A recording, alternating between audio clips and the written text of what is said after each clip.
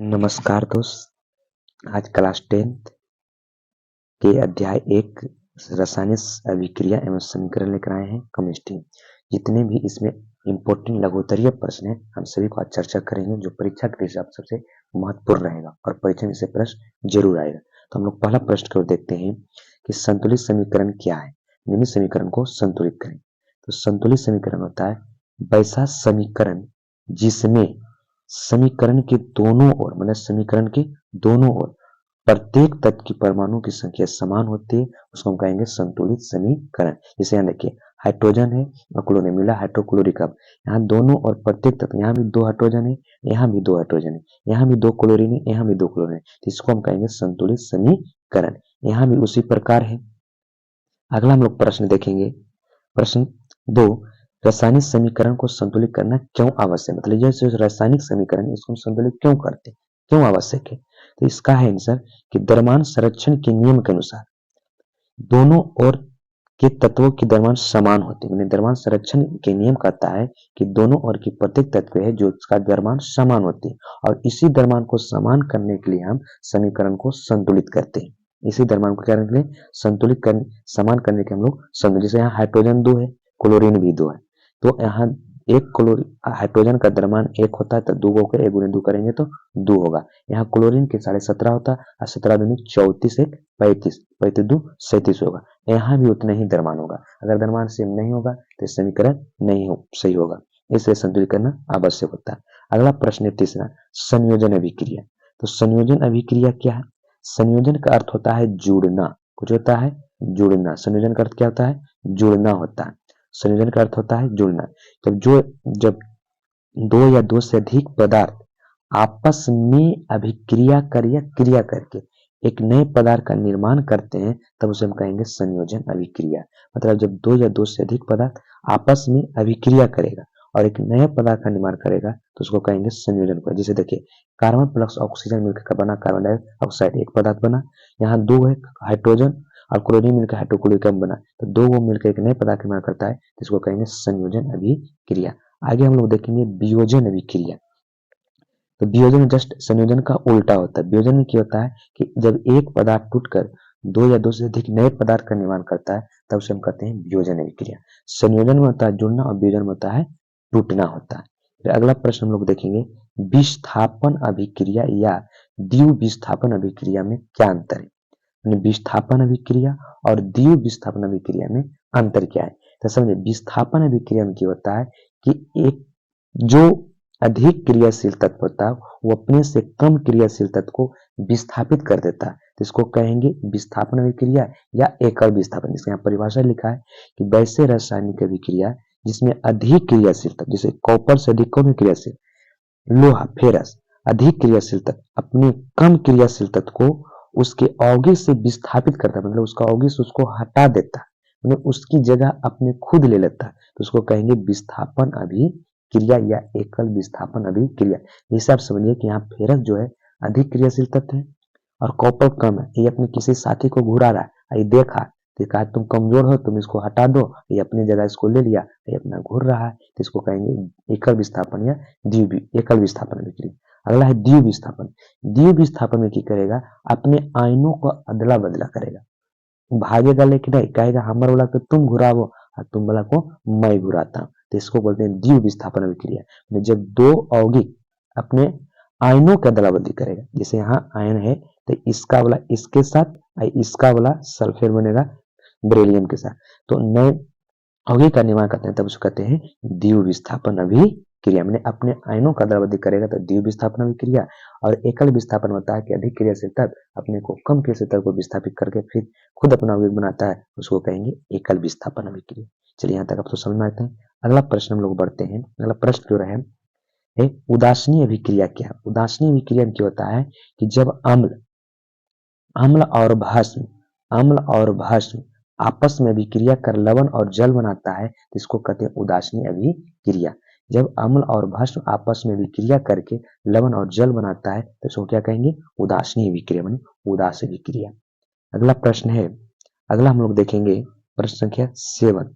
प्रश्न संख्या अपक्षेपण अभिक्रिया से आप क्या समझते हैं। अपक्षेपण उदाहरण देकर समझाए। देखिए समझिए भाषा में, अपक्षेपण, अपक्षेपण का मतलब होता है जमना।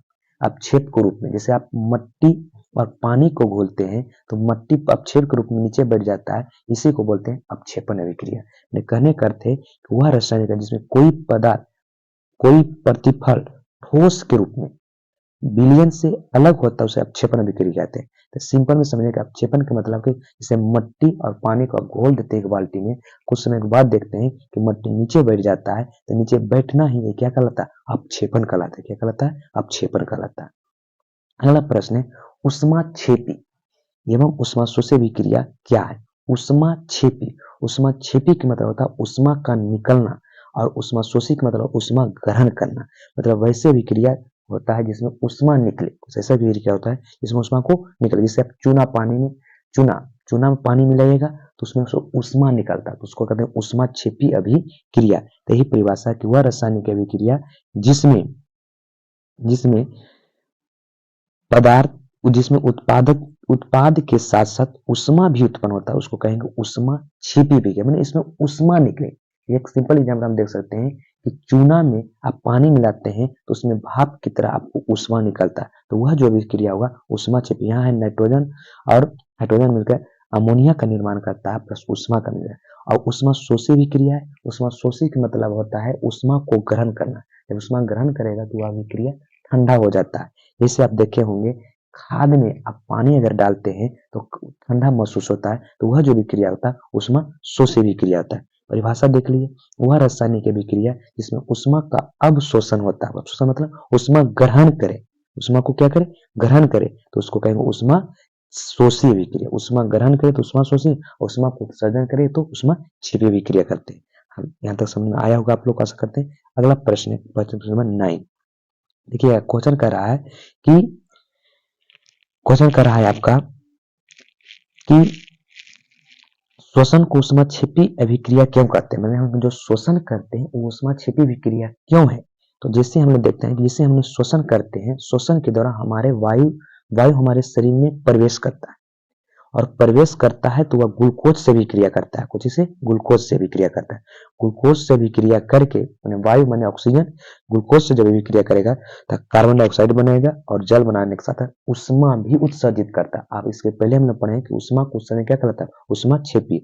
तो ग्लूकोज जब ऑक्सीजन से भी क्रिया करता है तो कार्बन डाइऑक्साइड और जल बनाता है, उष्मा भी निकलता है। इसलिए से श्वसन को हम लोग कहते हैं उष्मा क्षेपी अभिक्रिया। जिसे हम लोग श्वसन करें तो हमारा शरीर, हमारा बॉडी क्या होता है? गर्म होता है। मृत व्यक्ति का बॉडी ठंडा हो जाने के कारण क्या होता है? उसमें उष्मा का शोषण नहीं हो पाता है। तो अगला प्रश्न है प्रश्न संख्या 10। प्रश्न संख्या 10 कहता है विगंधता का क्या अर्थ? विगंधता, देखिए विगंधता का मतलब होता है, सिंपल भाषा में देखिए कि कोई पदार्थ को खराब हो जाना।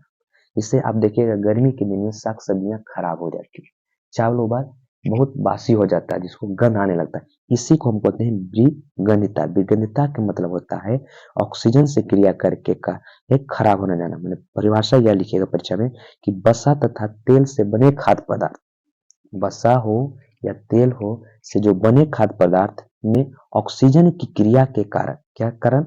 ऑक्सीजन की क्रिया के कारण, ऑक्सीजन के क्रिया के कारण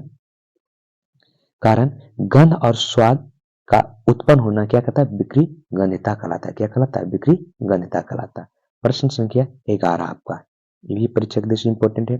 यह है कि जब लोहे की कील में कॉपर सल्फेट के विलयन को डुबाया जाता है तो विलयन का रंग क्यों बदल जाता है? ये 2025 में पूछा हुआ प्रश्न था कि जब लोहे की कील में कॉपर सल्फेट के विलयन, किसका?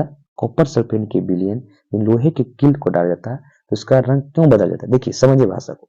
जैसे फेरस जो होता है कॉपर से अधिक क्रियाशील होता है, फेरस है जो कॉपर से अधिक क्रियाशील होता है। तो यहाँ पर क्या करता है कि फेरस कॉपर को हटाकर अपना स्थान ग्रहण कर लेता है, यानी फेरस सल्फेट बनाता है। फेरस सल्फेट बनाने के कारण इसका रंग बदल जाता है। तो परिभाषा देख लीजिए कि लोहा कॉपर की तुलना में क्या अधिक क्रियाशील है, इसलिए लोहा कॉपर सल्फेट के विलयन से कॉपर को क्या करता है? विस्थापित करता है, मतलब उसको हटा देता है, हटा के खुद अपना स्थान ग्रहण कर लेता है, जिसके कारण फेरस सल्फेट का विलयन जो रंग होता है वो बदल जाता है। क्लियर है? अगला प्रश्न, प्रश्न संख्या 12 नंबर 12 है कि वायु में जलाने से पहले मैग्नीशियम रेवन को साफ क्यों किया जाता है? देखिए वायु में जलाने से पहले मैग्नीशियम रेवन को साफ इसलिए किया जाता है क्योंकि मैग्नीशियम धातु अधिक क्रियाशील होता है, जब यह वायु के संपर्क में आता है तो उसके सतह पर मैग्नीशियम ऑक्साइड की परत जम जाती है। क्या जम जाती है? ऑक्साइड की परत। इसे आप लोग देखे होंगे, अल्मीनियम पर अल्मीनियम ऑक्साइड की परत जमा होता है, उसी पर मैग्नीशियम पर भी मैग्नीशियम ऑक्साइड की परत जम जाती है। अब मैग्नीशियम को जलाने से रोकती है, और यही ऑक्साइड मैग्नीशियम को जलने से क्या करती है? रोकती है। इसलिए इस परत को हटाने के लिए जलने से पहले साफ किया जाता है, ताकि उसको मैग्नीशियम को आसानी से जलाया जा सकता है। अगला है उत्प्रेरक से आप क्या समझते हैं? देखिए, उत्प्रेरक एक साधारण भाषा है। उत्प्रेरक मतलब समझिए देहात भाषा में इसको कहते हैं लड़ाने वाला व्यक्ति। नहीं लगता, आपने उसका दिया और वो उसका के निकल गया, वही काम होता है उत्प्रेरक का। उत्प्रेरक का मतलब होता है वैसा पर जो स्वयं रासायनिक अभिक्रिया में भाग नहीं लेगा, वो भाग नहीं लेगा, वो काम नहीं करेगा, लेकिन वो लड़ा देगा, नहीं लेता है, लेकिन अभिक्रिया के वेग को क्या करता है? बढ़ा देगा या तो घटा देगा, उसी को कहते हैं उत्प्रेरक। जैसे यहाँ देखिए, बेंजीन है जो क्लोरीन से अभिक्रिया नहीं कर रहा था, लेकिन उसका आने वाला आ गया कौन? लोहा। तो लोहा जो है उत्प्रेरक है। कौन सी काम करेगा? उत्प्रेरक। और बना दिया क्लोरोबेंजीन बना दिया, और यहाँ हो गया कुछ हाइड्रोक्लोरिक। यहाँ उत्प्रेरक कौन है? Fe, लोहा। मैंने उत्प्रेरक का मतलब होता है उस्काने वाला।